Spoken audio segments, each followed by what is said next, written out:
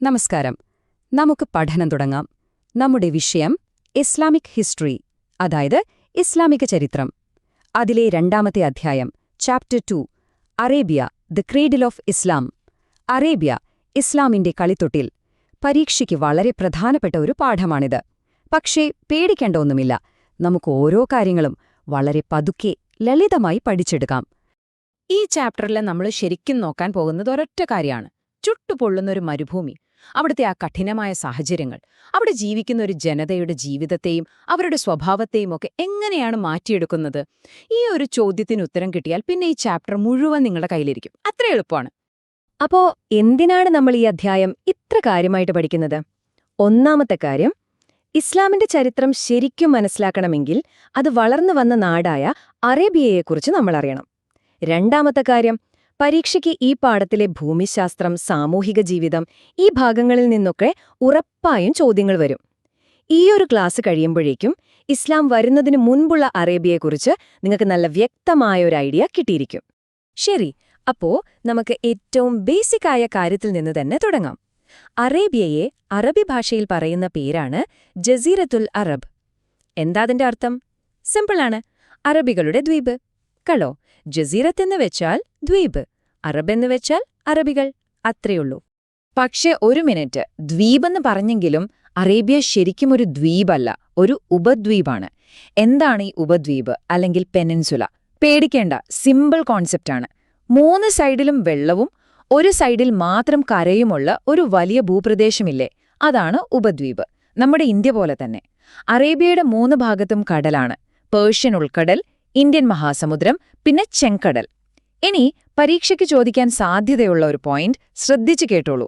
ലോകത്തിലെ ഏറ്റവും വലിയ ഉപദ്വീപാണ് അറേബ്യ.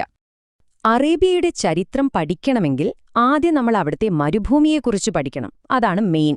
അവിടുത്തെ ആ വലിയ മരുഭൂമിയെ അതിന്റെ പ്രത്യേകതകൾ അനുസരിച്ച് നമുക്ക് 3ആയിട്ട് തിരിക്കാം. ഓക്കെ, നമുക്ക് ഓരോന്നായിട്ട് നോക്കാം. ഒന്നാമത്തേത് വടക്ക് ഭാഗത്തുള്ള അൽ നുഫുദ് മരുഭൂമി. ഇതിന്റെ ഒരു പ്രത്യേകത എന്താന്ന് വെച്ചാല് ഇവിടത്തെ മണലിന് ഒരു ചുവപ്പ് നിറമാണ്. പിന്നെ ഇടയ്ക്കൊക്കെ ഇവിടെ മഴ പെയ്യും. അതുകൊണ്ട് എന്താ ഗുണം? ചെറിയ പുൽമേടുകളൊക്കെ ഉണ്ടാകും, മരുപ്പച്ചകളുണ്ടാവും. അപ്പോ സ്വാഭാവികമായും ഒട്ടകങ്ങൾക്കും ആടുകൾക്കും ഒക്കെ മീഞ്ഞു നടക്കാൻ പറ്റിയ നല്ലൊരു സ്ഥലമാണിത്. രണ്ടാമത്തേത് നടുക്ക് കാണുന്ന അൽ ദഹ്ന. ഇതും ഒരു റെഡ് സാൻഡ് ഡെസേർട്ടാണ്. ഇത് വടക്കുള്ള നുഫുദിനെയും തെക്കുള്ള വലിയ മരുഭൂമിയെയും തമ്മിൽ കണക്ട് ചെയ്യുന്ന ഒരു ഇടനാഴി പോലെയോ പാലം പോലെയോ ഒക്കെ നമുക്ക് പറയാം. ഇവിടെയും മഴ കിട്ടാറുണ്ട്, അതുകൊണ്ട് മേച്ചിൽപ്പുറങ്ങൾ ഇവിടെയും കാണാം. ഇനി മൂന്നാമത്തേത് തെക്ക് ഭാഗത്തുള്ള റൂബ് അൽ ഖാലി. ഈ പേരൊന്ന് ശ്രദ്ധിക്കണം കേട്ടോ. റൂബ് അൽ ഖാലി എന്ന് പറഞ്ഞാൽ ഒഴിഞ്ഞ കാൽഭാഗം, അല്ലെങ്കിൽ ഇംഗ്ലീഷില് ദ വേക്കന്റ് ക്വാർട്ടർ എന്ന് പറയും. എന്താ അങ്ങനെ വിളിക്കാൻ കാരണം? സിമ്പിളാണ്, പേരുപോലെ തന്നെ ആളനക്കമില്ലാത്തൊരിടമാണ്. മഴയില്ല, ഭയങ്കര ചൂടാണ്, വരണ്ട കാലാവസ്ഥയാണ്. അതുകൊണ്ട് മനുഷ്യർക്ക് അവിടെ ജീവിക്കാൻ പറ്റില്ല.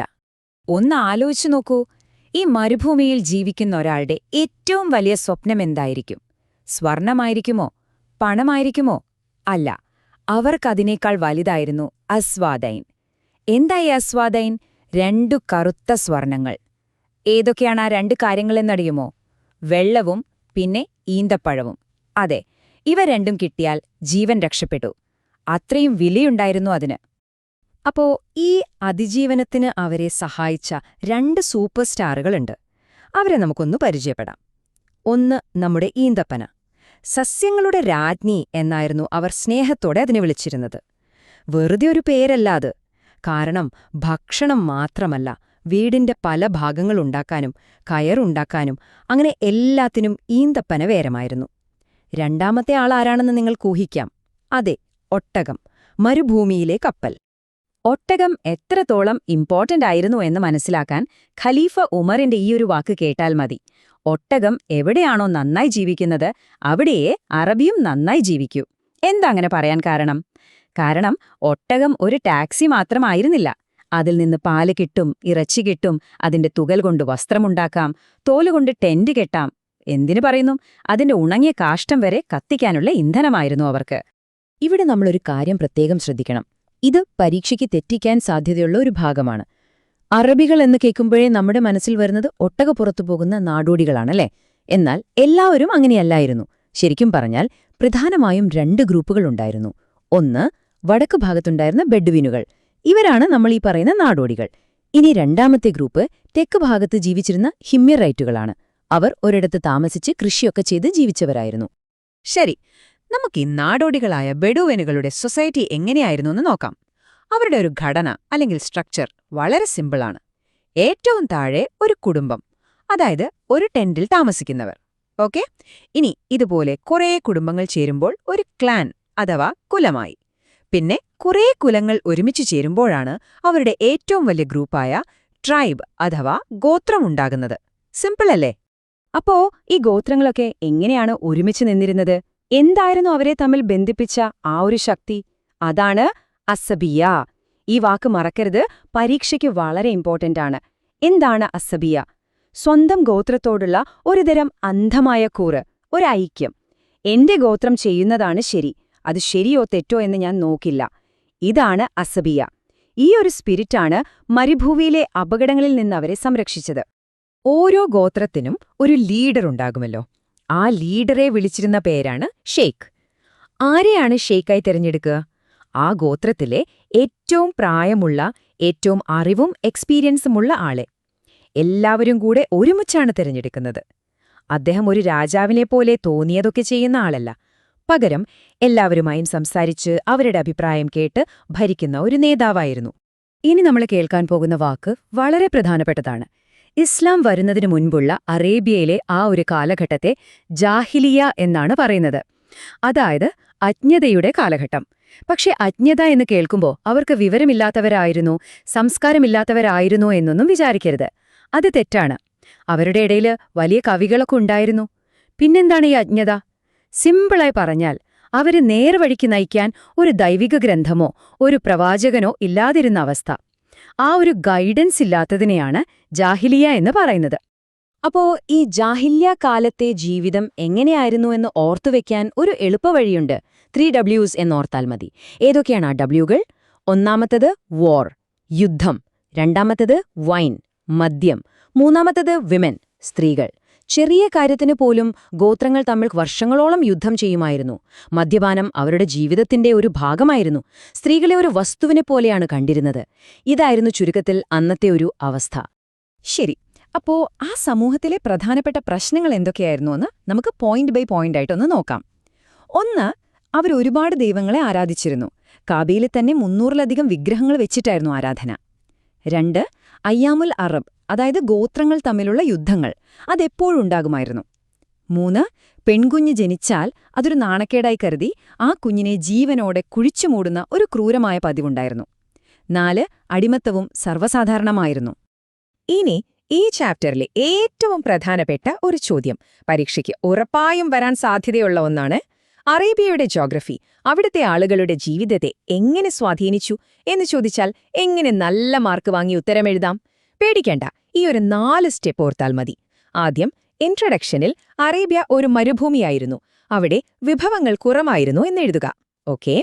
അടുത്ത പാരഗ്രാഫിൽ ഈയൊരു സാഹചര്യം കൊണ്ടാണ് അവർക്ക് നാടോടികളായി ജീവിക്കേണ്ടി വന്നത് എന്ന് പറയുക. അതിനുശേഷം അവരുടെ ജീവിതത്തിൽ ഒട്ടകത്തിന് എത്രത്തോളം പ്രാധാന്യമുണ്ടായിരുന്നു എന്ന് വിശദീകരിക്കുക. അവസാനം കൺക്ലൂഷനായിട്ട് അവർക്ക് സുരക്ഷ കിട്ടാൻ വേണ്ടിയാണ് അവർ ഗോത്രങ്ങളായി ജീവിച്ചതെന്നും അവരെ ഒരുമിച്ച് നിർത്തിയത് അസബിയ എന്ന വികാരമായിരുന്നു എന്നും എഴുതി അവസാനിപ്പിക്കുക. കണ്ടോ, സിമ്പിളാണ്. ഇനി പരീക്ഷയ്ക്ക് പലർക്കും പറ്റുന്നൊരു കോമൺ മിസ്റ്റേക്ക് പറയാം. ഇത് ശ്രദ്ധിച്ചു കേൾക്കണം. എല്ലാ അറബികളും നാടോടികളായിരുന്നു എന്ന് ചിലരെഴുതി വയ്ക്കും. അത് തെറ്റാണ്. അങ്ങനെ എഴുതരുത്. അപ്പോ എന്താണ് ശരി? നമ്മൾ നേരത്തെ പഠിച്ചില്ലേ? അതെ, 2 ഗ്രൂപ്പുകളുണ്ടായിരുന്നു. വടക്ക് ഭാഗത്ത് നാടോടികളും തെക്ക് ഭാഗത്ത് സ്ഥിരമായി ഒരിടത്ത് താമസിച്ചിരുന്നവരും. ഓക്കേ, അപ്പൊ നമുക്ക് പെട്ടെന്നൊരു റിവിഷൻ നടത്തിയാലോ? പരീക്ഷയ്ക്ക് പോകുമ്പോൾ മറന്നുപോകാൻ പാടില്ലാത്ത കുറച്ച് പോയിന്റ്സ്. 3 മരുഭൂമികളുടെ പേരുകൾ ഏതൊക്കെയാ? അൽ നുഫുദ്, അൽ ദഹന, റൂബ് അൽ ഖാലി. പിന്നെ ഒട്ടകവും ഈന്തപ്പനയും എത്ര ഇമ്പോർട്ടന്റ് ആയിരുന്നു നോർക്കുക. അസബിയ എന്താണെന്ന് ഓർക്കുക. ജാഹിലിയ എന്ന വാക്കിന്റെ ശരിക്കുള്ള അർത്ഥം എന്താണെന്ന് ഓർക്കുക. പിന്നെ ആ ഗോത്രയുദ്ധങ്ങൾ, അയ്യാമുൽ അറബ്. ഇത്രയും കാര്യങ്ങൾ മനസ്സിൽ വെച്ചാ മതി. ഈ വാക്കുകൾ മനസ്സിലുറപ്പിക്കാൻ നമുക്കൊരു കാര്യം ചെയ്യാം. ഞാൻ ഓരോ വാക്കും പറയുമ്പോൾ അതിന്റെ അർത്ഥം നിങ്ങൾ എന്റെ കൂടെ മനസ്സിൽ പറയണം. റെഡിയല്ലേ? ജസീറത്തുൽ അറബ്, അറബികളുടെ ദ്വീപ്. ബെഡുവിനുകൾ, മരുഭൂമിയിലെ നാടോടികൾ. അസബിയ, ഗോത്രത്തോടുള്ള കൂറ്. ഷെയ്ഖ്, ഗോത്രത്തലവൻ. ജാഹിലിയ, അജ്ഞതയുടെ കാലഘട്ടം. നന്നായിട്ടുണ്ട്. പരീക്ഷയ്ക്കിനി അധികം ദിവസമില്ല അല്ലേ? പേടിക്കേണ്ട. ഈ ചാപ്റ്റർ പഠിക്കാൻ ഒരു സിമ്പിൾ സ്റ്റഡി പ്ലാൻ ഞാൻ തരാം. സ്റ്റെപ്പ് 1, സമയം കിട്ടുമ്പോൾ ഈ ഒരു ക്ലാസ് ഒന്നുകൂടെ കേൾക്കുക. അപ്പൊ കാര്യങ്ങൾ ഒന്നുകൂടെ ഉറയ്ക്കും. സ്റ്റെപ്പ് 2, ടെക്സ്റ്റ് ബുക്കിലെ ചോദ്യങ്ങളെടുത്ത് ഉത്തരം എഴുതി നോക്കുക. എഴുതി പഠിക്കുന്നത് വളരെ നല്ലതാണ്. സ്റ്റെപ്പ് 3, എല്ലാ ദിവസവും നമ്മൾ പറഞ്ഞ ഈ മെയിൻ പോയിന്റ്സ് ഒന്ന് പെട്ടെന്ന് വായിച്ചു നോക്കുക.